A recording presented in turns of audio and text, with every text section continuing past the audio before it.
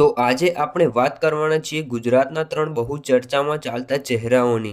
ડેડિયાપાડાના ધારાસભ્ય ચૈતર વસાવા, વિસાવદરના ધારાસભ્ય ગોપાલ ઇટાલિયા અને પહેલા આમ આદમી પાર્ટીમાં રહેલા નેતા એવા રાજુભાઈ કરપડાની. તો લોકોના મનમાં એક જ સવાલ ઊભો થાય છે કે આ ત્રણેય નેતાઓ મહિને કેટલા રૂપિયા કમાતા હશે. તો ચાલો આજે આપણે વાત કરીએ આ ત્રણેય નેતાઓ મહિને કેટલા રૂપિયા કમાય છે.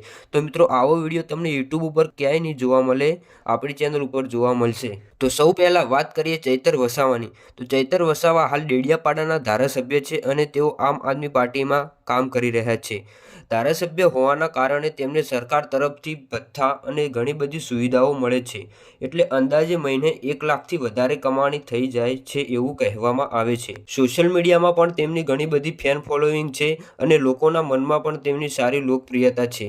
હવે વાત કરીએ ગોપાલ ઇટાલિયાની. ગોપાલ ઇટાલિયા પણ આમ આદમી પાર્ટીના મોટા ચહેરા માનવામાં આવે છે. હાલ તેઓ વિસાવદરના ધારાસભ્ય છે. ધારાસભ્ય તરીકે તેમને પણ સરકારી પગાર અને ભથ્થા મળે છે.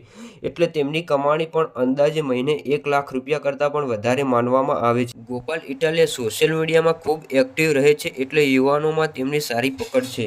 અને હવે વાત કરીએ રાજુ કરપડાની. રાજુ કરપડા પહેલા આમ આદમી પાર્ટીમાં હતા. તેઓ અત્યારે રાજીનામું આપીને ભાજપ પાર્ટીમાં જોડાઈ ગયા છે. તેઓ હાલ ભાજપના કાર્યકર્તા તરીકે કામ કરી રહ્યા છે.